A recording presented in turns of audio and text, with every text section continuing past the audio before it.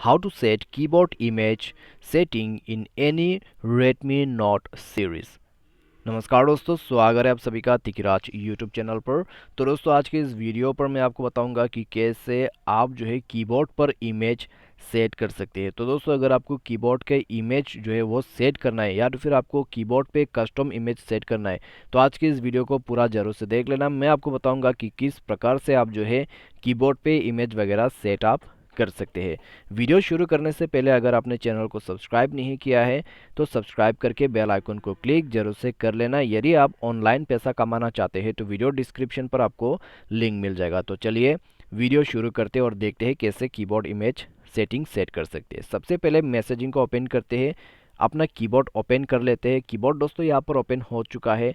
अभी दोस्तों आपको करना क्या है, यहाँ पे जो 4 कॉर्नर्स दिखाई दे रहे हैं आपको, ठीक है, इस वाले ऑप्शन पे नंबर 1 के ऊपर में आप देख सकते हैं 4 स्क्वायर शेप, उसमें आपको क्लिक करना है।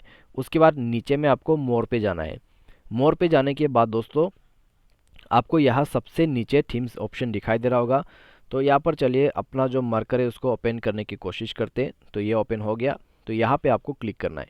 यहाँ पे जैसे क्लिक करोगे तो आपको यहाँ पे बहुत सारा जो थीम्स है वो मिल जाएगा, लेकिन हमें सेट करना है कीबोर्ड पे इमेज।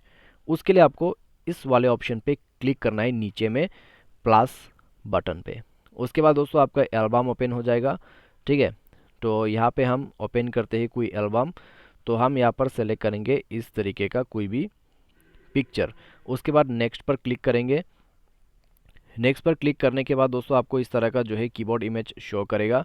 तो कीबोर्ड जो है कुछ इस प्रकार से दिखना चाहिए।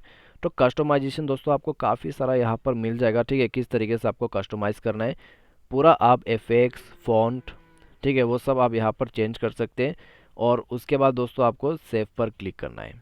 सेव पर क्लिक करने के बाद दोस्तों आपका कीबोर्ड पे इमेज सेट हो जाएगा। आप देख सकते हैं यहाँ पे कि मैंने सेट कर दिया है।